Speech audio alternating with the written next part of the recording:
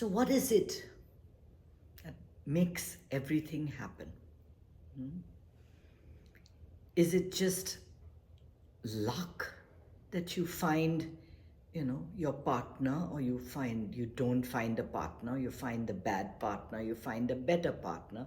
Is it just luck that you land with a great job or you don't have a job? Is it just luck that you have money, or you're born dirt poor and have to grovel for everything?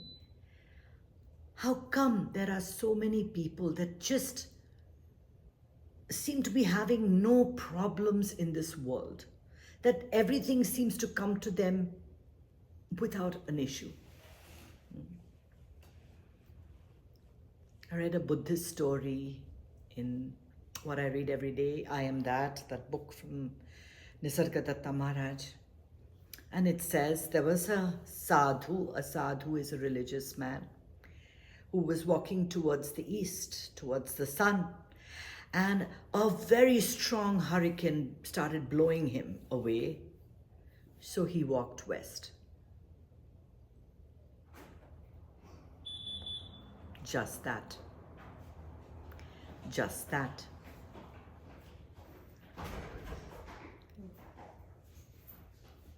If we walk with the flow of energy, it seems to take off without any problems. Any problems. If we walk against the energy or try to swim against the current, it seems as if we don't move at all. Have you ever tried swimming in the ocean? It's the most difficult thing. You'll be moving and moving and moving and moving. You think for about half an hour, and you've actually not even moved 10 miles, 10 paces from where you were. It's like you were not moving at all. When you start a project and it seems just too difficult, just everything going against you, that is perhaps a sign from the universe that you're working against universal energy. So what must you do? Kowtow every morning 5 times, light a lamp, and walk around the lamp 500 times, break several coconuts, and take 2 dips in the river, and then everything will be all right. I've seen people in Guadalupe, in the temple in Mexico, walking on their knees. I've seen people in India who've put a sword through their cheeks and are dragging a chariot with it. With that. I don't know what they pray for. I don't know why they need to do all of that. The only problem with your life is that you want something else.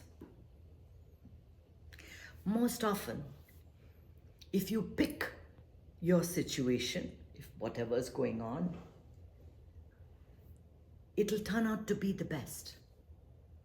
So in our Hindu scripture, we talk about swadharma and paradharma.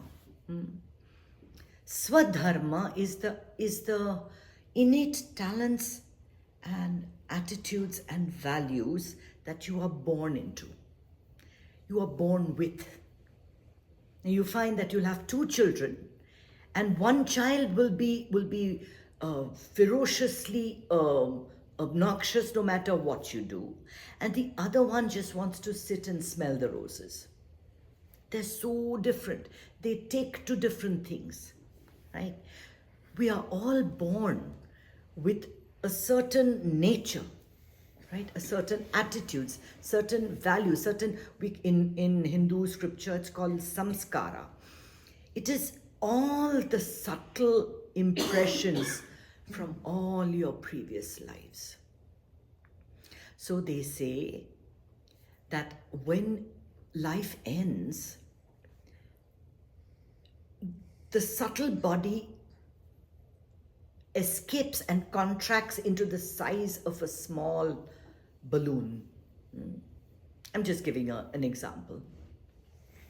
And it carries with it all the impressions, the talent for playing the piano, the talent for cooking, the love of Mexican food, the hatred of something, I don't know, whatever you hate, cockroaches, whatever it is that you don't like, right? We have these likes and dislikes. Some people can go and whack a cockroach. I cannot. So we're born with certain feelings, certain talents, right? And certain jobs that we do, they feel good. They feel fulfilling. They bring out the best in you, And there are certain other jobs. I've talked to so many people who come into work and say, I'm only working for the money. I'm only working because I have to. It's not their natural tendency. When it is swadharma, when it is something you love to do, and you do it willingly, and you're at the right time and the right place, it's like the wave carries you. The wave of energy carries you, and you reach the pinnacle of success. Now, how does that happen? Thousands and thousands of creative jewelers, especially in India, who work with diamonds and silver and inlay work and such great craftsmen. But one jeweler reaches the top, right? And others don't. You always must remember this, that for each person that is successful, at least 1 million others have to fail. Otherwise, if all the 1 million were successful, his success would mean nothing, right? You'd wonder what it is. So every time you think that, I have made it in life, you must remember it is at the cost of something else. There are many others that lost, so you could win. And if you look through history at all the wealthy oligarchs, the rich people of the 1920s, the Vanderbilts and the Rockefellers, they made their money on other people's sweat. No rich businessman or politician did this totally on his own. It's always with the help and the aid of others. There is nothing in the world like individual luck. It's all a group wave. It's what the group wants succeeding. If you want your packages at the door in 24 hours, Jeff Bezos buys his boat. Simple as that. Nobody makes it to the top without the help of others. Every success has 1 million failures. For every time you hear somebody coming on social media or somebody being interviewed, like, oh my God, this person tried so hard, he cooked so well, and then today he's got a franchise and 100 million restaurants to his name. How did that all happen? You think he himself did it? No. For his success, there are so many people involved. And yes, there has to be hard work. There has to be a vision. You have to be at the right time and the right place, and then the wave takes you wherever it has to take you. It takes you wherever. Or there are only little baby waves all around you. Nothing's going anywhere. That's okay too. That is perfectly okay too. We are lucky if you wake up in the morning. If you wake up each day and you take that first step and your hip doesn't let you down, right? I consider myself lucky. Very lucky. Today is a good day if I can walk around, if I can be happy, if I can just live my daily life, and that includes my ironing. I am lucky to be here. Every single day is such a gift. But I am well aware that there are agents around us that we don't understand, that there are powers, that there are vibrations and energies that we don't really tap into. Whenever you feel like life is really, really tough and what you're doing is not getting the kind of results you're getting, it's time to back off. It's time to back off and walk down another path. There are always choices. There are always choices open to you. One door, you've heard it, right? I'm not telling you anything new. One door closing, another door opens. It's good when doors close on you and allows the other to open. The thing is, when we do things that we don't like, that are not good for us, that cause us stress and cause us a daily burnout in terms of mental energy and physical energy, it will manifest in disease. And if we don't back off, then the universe will decide, now it's time for you to rest. You'll get your heart attack, you'll get your whatever disease, your knee surgery, whatever it is that has to happen. Your business will collapse overnight. It has happened to so many. And while they have made whatever, their billions or their millions, you have no idea what their life is like. You have absolutely no idea what they stress about, what they think about, what they would rather be doing. Because everything you do comes at a cost. Comes at a cost. And the wise one flows with the energies of life. I used to make fun of my mother because she was very much interested in astrology, and she would do these weekly readings and send me stuff. And I'd say, Mom, how do you believe in all this? She says, why? You think the stars don't affect you? Does the sun not affect you? Do you feel the heat? Do you feel the warmth? What would happen if the sun didn't come? So why do you feel that the planets can't affect you? And that made a lot of sense to me.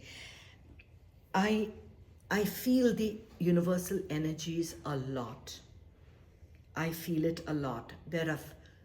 I work very closely with how I feel as soon as I wake up in the morning, and I go with the flow of whatever's happening.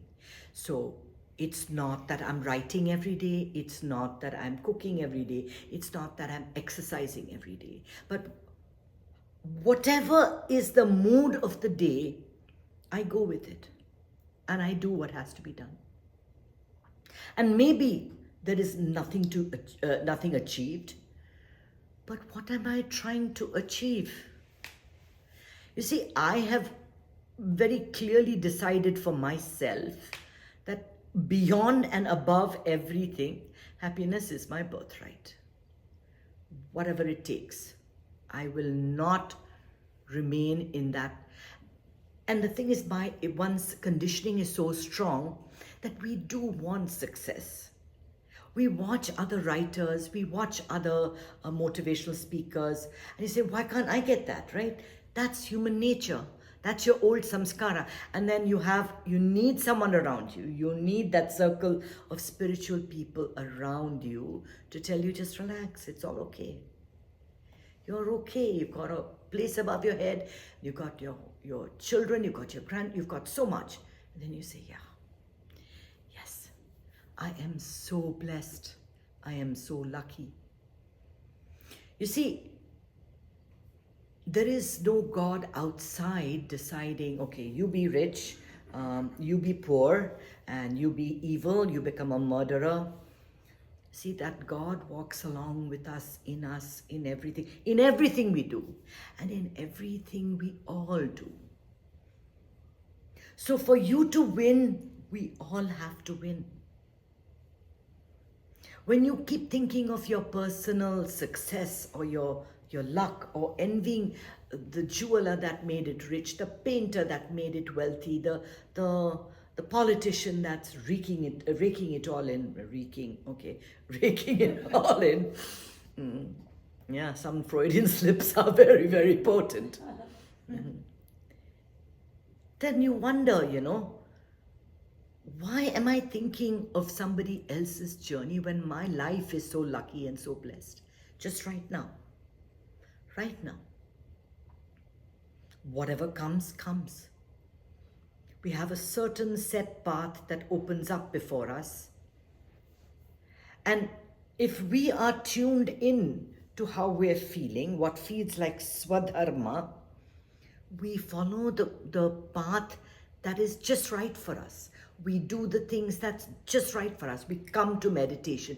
We listen to music. We go to an art gallery. We go to the ocean. We do things that are just uplifting for us, right?